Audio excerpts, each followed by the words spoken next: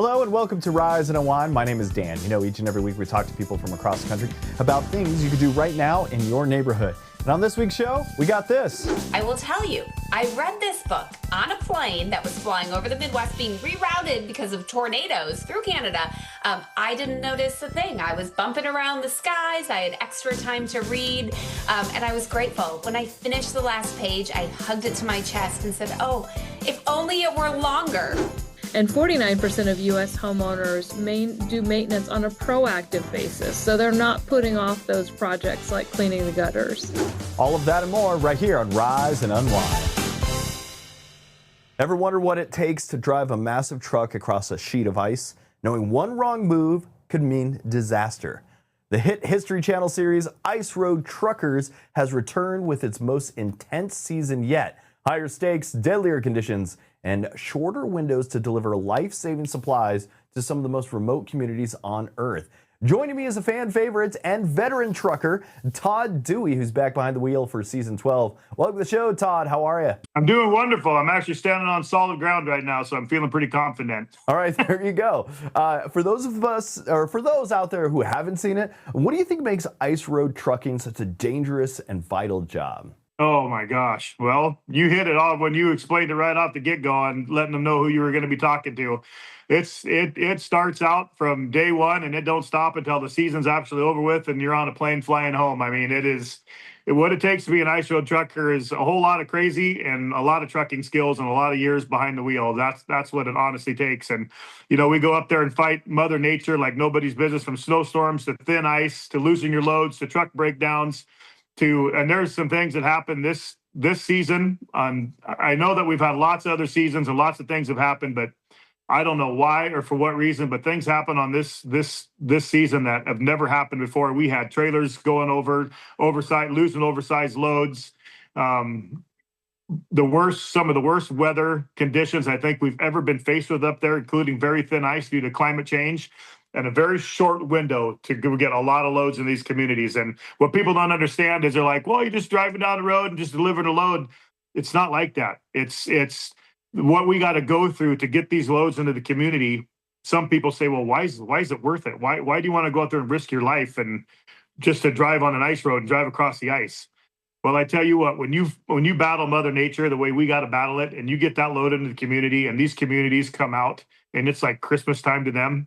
And the little kids come up and they give you a hug and they're so excited to be getting their new bike, maybe that's in their load of supplies, or their food that they need for the remainder of the year after the ice roads, you know, when they all melt and they go away, that's the only access they have to get these supplies. So when I stop and think of my kids or my granddaughters going without food or supplies that they need to live throughout a year, that's how important it is. And they show their appreciation when you show up there, and it makes it all worthwhile. And you face some brutal hauls. What's the toughest one that sticks with you? Oh my gosh, there's been so many over the hauls. I can't give any away this year. You're going to have to put your seatbelt on and buckle up and watch a show and go for a crazy ride of this. But there's been so many times that I think I broke a couple records over the years for some of the heaviest hauls on the ice. And there's been a lot of situations. There's been a lot of scary moments. Let's put it that way. And season 12, it marks really a big return after a long hiatus. What's it been like getting back on the ice kind of this time around? Oh, I was nervous. I'm not going to lie to you. After having 8 years off and spending and doing a little family time and doing some graduations with my daughters and getting my new grandbabies and doing all that, and then getting the call to go back up after 8 years of not being on the ice, I was nervous. I'm not going to sit here and BS you. I was like, oh my gosh, because then you get flooded with all those emotions of knowing what's about to happen, how thin the ice can get, Mother Nature, the snowstorms you're going to get yourself into. Am I going to be able to get these loads? And do I still have what it takes to be an ice road trucker? And so the first couple of 2-3 runs up there, I was nervous like nobody's business, thinking, oh my, because it just flooded with emotions. The second I hit that first ice road, I was like, oh my gosh, I cannot believe I'm here and doing this again. So it was quite the adventure, and this is definitely one season you are not going to want to miss. And this season, we're seeing some veterans and rookies out there. How do the new drivers handle the pressure compared to some of the seasoned pros like you? I don't know. You know, I've been with a couple new new season drivers that have been up there over the years of ice road trucking. And, of course, I don't ever leave a driver behind. If I'm with somebody and they're new and they don't know, they're in a situation where they don't know what to do or how to get out of it or how to fix their truck, I'm not going to leave them. I'm going to stay there and help them until we get everybody safe and we're back up and rolling and get out of Mother Nature's elements and get back to rolling. But as far as the new guys this year, I didn't get a lot of trucking time with them. I know that they were nervous. I did talk to them on the side a little bit. And when we were back in getting loads, they're like, oh my gosh, this is not what I expected. I didn't think the roads were going to be this brutal. I didn't think Mother Nature was going to be this brutal. And it's like, I asked them the question, well, what do you think about coming back for another season? If the Muskie Creek asks you to come back and be another driver again this next year, they're like, oh man, I'm going to have to think about it because it's not brutal. I mean, these road conditions put you through things you never think your body or physically and emotionally that you'd ever be put through. It's pretty amazing. And beyond the danger and the paychecks, what's the real reward that's keeping you back hitting the road over and over again? Getting those loads to the communities, those hugs and those hot plate of food after battling and putting your body and getting those loads in the community from Mother Nature and battling those ice roads. When you see the smiles on those families' faces and the way they came up and they give you a hug, and it's not just like a hug like, oh, no, it's a hug like you can tell the appreciation in it. And they kiss you on the cheek or whatever they do, and they just look at you in the eyes and say, thank you. We needed this. That's what being an ice road trucker is about, and that's why I love doing it so much. Do the words global warming scare you? Oh, absolutely. It scares me because of the fact of it almost feels like there's going to come a time to where those communities can't get their supplies that they need to survive and take care of their families, and that is definitely very scary. Todd, I want to thank you for joining me today. You can watch Todd and the rest of the Fearless crew now on Ice Road Trucker Season 12, airing Wednesday nights on History Channel and streaming the next day at history.com/Ice Road Truckers. Hey, Todd, thanks for joining me today. You betcha. Hey, stay safe out there and buckle up for the first episode. You're going to need it. It's not every day you see daughters planning their mom's wedding, but that is exactly what this new series is all about. Mom the Bride flips the script and follows women helping their moms celebrate love later in life, from dress fittings to the big day itself. Erin Cahill hosts the series on Hallmark Plus, and she's joining us now. Erin, it's great to see you. How are you? Hi, it's great to see you, Dan. Thanks for having me. All right, this idea really flips the traditional mother of the bride role, but what stood out to you in this concept? Oh, well, what you just said. It's really flipping the script on weddings. We're used to seeing, it's right there in the intro. We're used to seeing moms plan their daughters' weddings, but to see the daughters have the opportunity to do this for their mothers is honestly one of the sweetest things I've ever experienced in my life. And each episode, it follows a different family. What kind of stories or moments can viewers expect to see? Well, so it's 6 real mothers and daughters, 6 real weddings. And what you can expect to see is everything you would anticipate with a wedding. The excitement, the stress, but also like inspiration and joy. And you can expect surprises in every episode. We really set our mind to surprising the brides and the families. And it is such a joy-filled ride, and it's all the emotions. That's the other thing you can expect. You can expect happiness, tears, laughter, and being really touched. And you mentioned there's a lot of emotion packed into this. What surprised you the most while working with these moms and daughters? I was pleasantly surprised at how much it meant to everybody.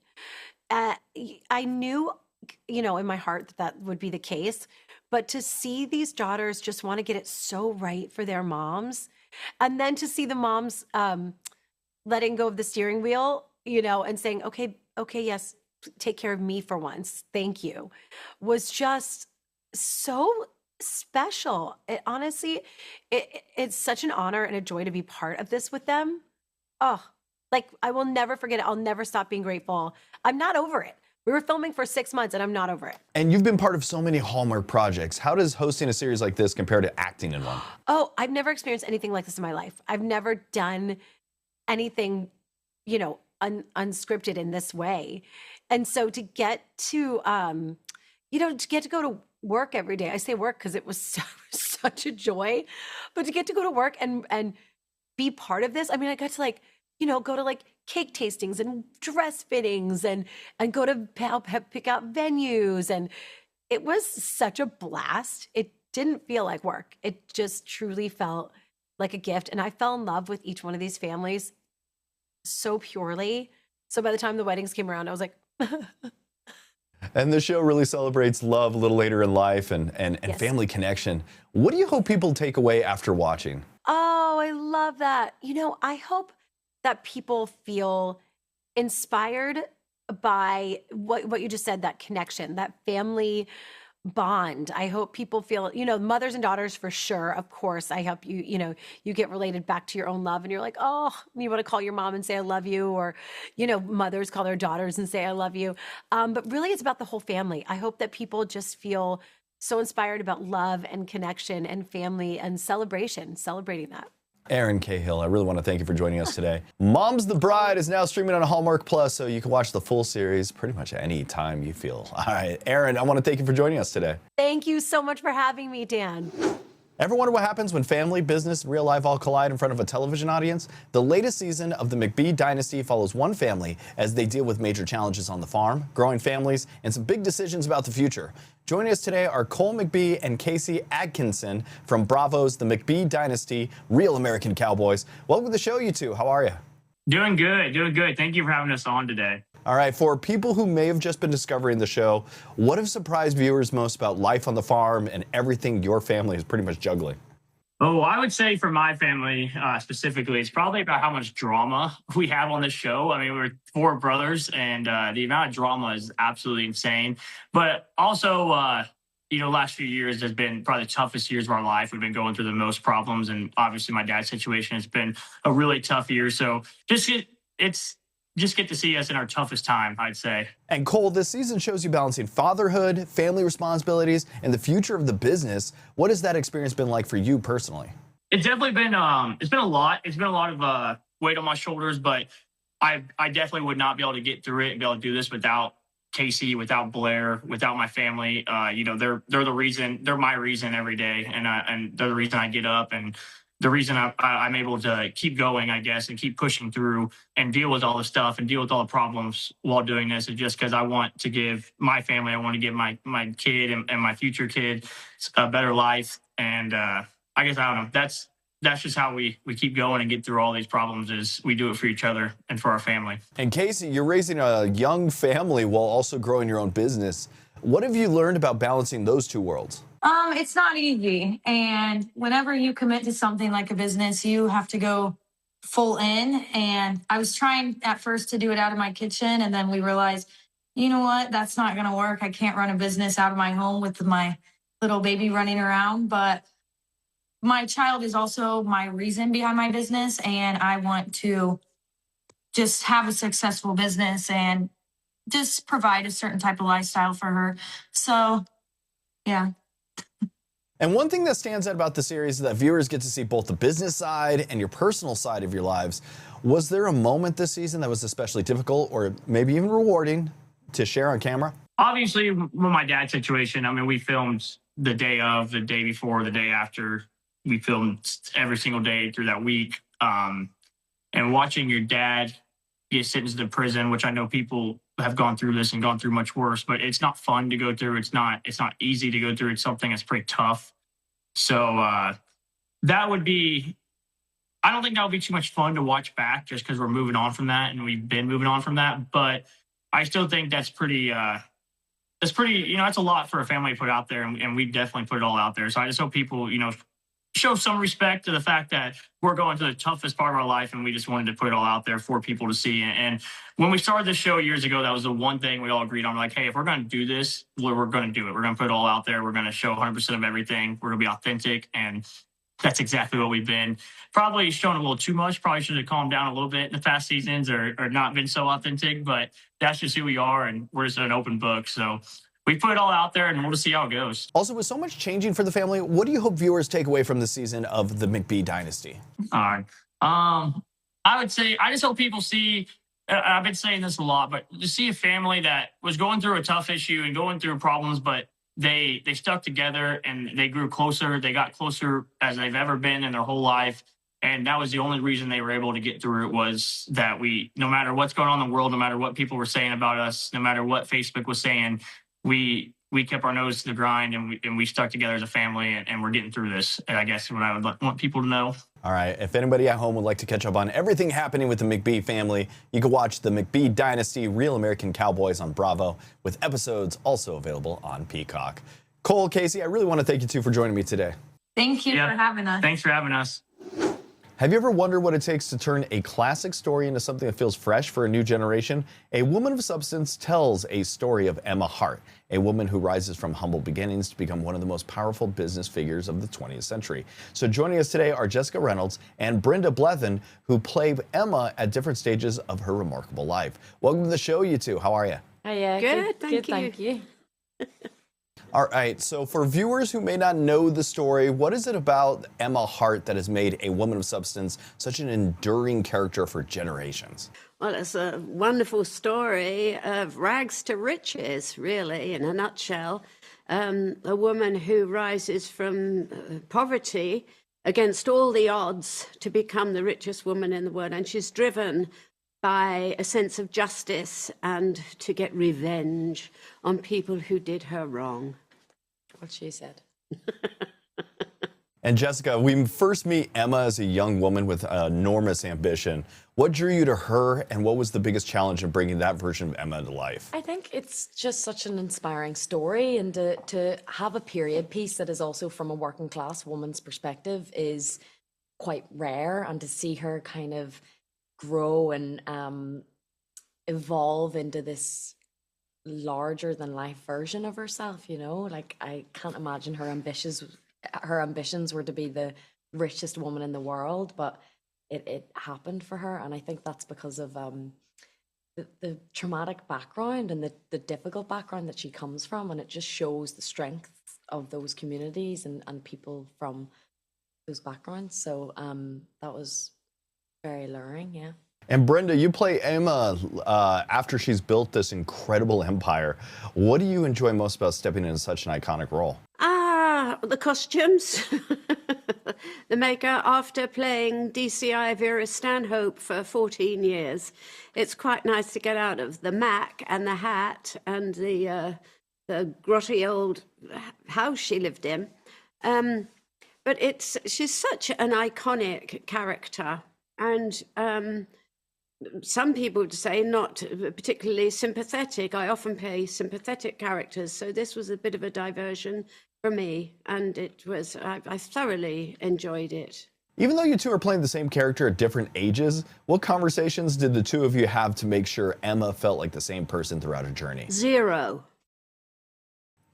Okay. I think like that there's such a distance between them, not only in age but also in experience. Like I think one of the biggest points is that she becomes a completely different person, and it's up for the audience to decide whether that's for the better or not. And Emma refuses to accept the limitations society places on her. Why do you think her story still resonates with audiences today? Because there's still a bit of a discrepancy between equal wages between men and women. I bet a female engineer doesn't get as much as a male engineer, and in lots of professions there's not equality, and there should be. Hey, I want to thank you two for joining me today. A Woman of Substance is now available on BritBox. For more information and to learn more about the series, visit BritBox.com. Jessica, Brenda, I really want to thank you two for joining me today. Thank you. Thank you. Thank you. Have you ever finished a great book and immediately started looking for your next read? With so many new titles released every year, figuring out what's actually worth your time can be a challenge. Amazon editors have spent months reading, debating, and narrowing down the books that have stood out the most in 2026 so far. So joining us today is Lindsay Power, senior editor at Amazon editorial team, to share some of the standout titles and trends she's seen in the world of books. Welcome to the show, Lindsay. How are you? I'm doing so great. Cannot wait to talk about these books. How are you? I'm doing great myself. Let's start with the list itself. What are some of the books that people just can't seem to put down from the best books of 2026 so far list? Yeah, so our number one pick on our best books of the list of the year so far is Kin by Tayari Jones. It is this incredible story of Annie and Nisi, who are two longtime best friends since they were literally sharing a cradle as babies. So we follow them throughout their lives. There's historical fiction, it's a meditation on the family that we're born into, the families that we create. I will tell you, I read this book on a plane that was flying over the Midwest being rerouted because of tornadoes through Canada. I didn't notice a thing. I was bumping around the skies. I had extra time to read, and I was grateful. When I finished the last page, I hugged it to my chest and said, oh, if only it were longer. Can you walk us through the process a little bit? How does the editorial team decide which books ultimately make the list? Yeah, so we're this small group of book lovers and book experts. We read thousands of books a year across all different genres. We know your time is valuable. We want to make sure we're only recommending the best of the best, and we strongly believe that life is too short to read bad books. So each month on the Amazon Book Review, we pick our top 20 best of, or rather our top 10 best of the month, and then we get in a conference room and we fight it out to pick the very best of the best books of the year so far. We know people also read for a lot of different reasons. Maybe you want to be delighted, informed, entertained. So we not only have our top 20 picks, but if you go to amazon.com/best books so far, you can see all of our genre picks. If you want to go deep into romance, romantasy even, mystery, history, fiction, nonfiction, truly something for all different kinds of readers. And there are a lot of summer reading recommendations out there. What makes Amazon's best book list different than other reading lists people might find come across? Yeah, so our list, besides the fact that there's so many different genres for people to pick from, it's truly accessible. You are not going to find a book on our list that feels like homework. You are going to be enthralled to read all of these page turners. And if you're looking for summer reading, of course, I have to recommend number 2 on our list, London Falling. It's by Patrick Radden Keefe, who is one of the most talented narrative nonfiction writers alive today. It's truly gripping from the first page to the last. On one hand, it's a family story about a mother and father who are trying to figure out what happened to their 19-year-old son who has disappeared. On the other hand, it's an incredible story of power and corruption and staggering amounts of money. There are good guys and bad guys. It's the kind of book you could hand to literally anyone. And as you've been reading throughout the year, what are some of the biggest trends you're seeing in books right now? So we think that readers are looking for a book that can cross a lot of different genres. So there's a lot of different entry points in, right? And I think number 3 on our list, Yesteryear by Carol Claire Burke, is the perfect example of that. It's a story. It's also kind of an unhinged family fiction. It's about really being online and it's kind of a viral tale. It's about Natalie, who is an Instagram influencer. She's a trad wife. She has 8 million followers. But of course, behind the scenes, her life is not what it appears. This is the kind of book with an incredible twist at the end, toward the end, that will make you either want to join a book club or run to your book club because you will be so eager to discuss it with everyone that you know. And everybody loves a viral bestseller, but sometimes the lesser known titles are kind of the real surprise. When it comes to hidden gems versus books getting a lot of buzz, what's actually living up to the hype? Yeah, well, I think that's what's so cool about our list is that there is a combination of those viral books like Yesteryear, which I just mentioned, or like a hidden gem. I think Night Objects, number 5 on our list, is the perfect example of a hidden gem. Eli Raphael, it's our first book. She really did this incredible job. It's perfect for readers of books like God of the Woods by Liz Moore. It's suspenseful, it's atmospheric. It's about this teenager who is reeling from a personal loss when she is sent away to boarding school. There, of course, danger is looming and secrets are swirling. Underneath this tale is this incredible mother-daughter story that really makes the narrative special. It is a super gripping story. Will keep you glued to the edge of your seat from the first page to the last. All right, so where can viewers go for more information and see this full list? So Amazon.com/best books so far is where you will find our top 20, as well as all different categories perfect to bring to the beach or to find a perfect gift or even add to your own TBR list. Lindsay Powers, I really want to thank you for joining me today. Thanks so much. Homeownership can be rewarding, but keeping up with maintenance is something many people struggle with.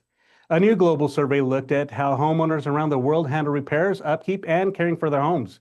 Joining us today is Angie Hicks, co-founder of Angie, to share what the research found. Welcome, Angie. Thanks for having me. So tell us about what this new study is and what you discovered. Well, we recently did the Angie International Homeowners Survey, which surveyed 5,000 homeowners from various countries around the world to understand what home means to them, how they handle it, how they maintain it, and what is important to them. And the one thing that came out loud and clear was, while there are many differences, everybody around the world views their home as their sanctuary and want to maintain it. And the U.S. in particular showed up as a country that was very proactive in how they handle home maintenance. What surprised you most about how Americans care for their homes compared to homeowners in other countries? Well, in the U.S., we really want to make sure we're maintaining our houses. 72% of homeowners are renovating and updating their home to keep it in good condition and make sure they have a good investment. And that ties for first place with Germany. And 49% of U.S. homeowners do maintenance on a proactive basis. So they're not putting off those projects like cleaning the gutters. So which country has the most proactive homeowners, and where do Americans rank there? Well, South Korea in our survey showed as the most proactive, with 56% of homeowners doing tasks proactively, while the U.S. ranks second at 49%. So what causes the most stress for U.S. homeowners when it comes to maintenance and upkeep? The stress comes from the fact that homeowners, oftentimes get worried about the cost or the unexpected nature of home improvements. When homeowners think about the cost of owning a home, oftentimes we think about the mortgage or the homeowner's insurance. We should also be setting aside a budget each year to be able to be used on home improvements and maintenance. And a good rule of thumb is about 1 to 2% of the value of your home for that maintenance budget. That's going to allow those things that pop up, like the garage door opener not working or the water heater going kaput. It will make those issues seem less stressful because we have the dollars in place and we're prepared when they do come up. So what advice would you give homeowners who feel like they're behind on the repairs or routine maintenance? Well, you're not alone. There are times in every homeowner's journey that they get behind on these things. So the first thing I'd recommend doing is walking around your house and making a list of all the things that you see that need attention. Don't think about your budget just yet. Once you have that list, then start to rank them based on their importance. And when I say importance, I would say start with safety, structural issues, mechanical issues at the top of your list, and then go down to the more cosmetic and nice to have items. And then you can start tackling a few of those with your budget. Start with those safety items first to gain some confidence and help to get you back on track. And where can viewers go to learn more? To learn more, you can go to Angie.com. That's ANGI.com. You can read the full survey results, as well as we have articles related to home improvement and maintenance, as well as our cost guides. Angie, thank you so much for joining us. Thank you.